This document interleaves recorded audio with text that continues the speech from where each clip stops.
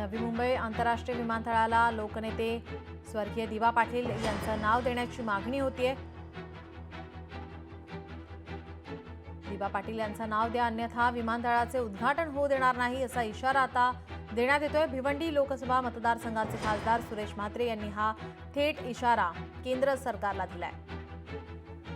आज केंद्र सरकारचं लक्ष वेधण्यासाठी, केंद्र सरकारला जागे करण्यासाठी राष्ट्रीय नेते स्वर्गीय दिवा पाटील साहेब यांचं नाव नवी मुंबई आंतरराष्ट्रीय विमानतळाला लागण्यासाठी आम्ही सर्वपक्षीय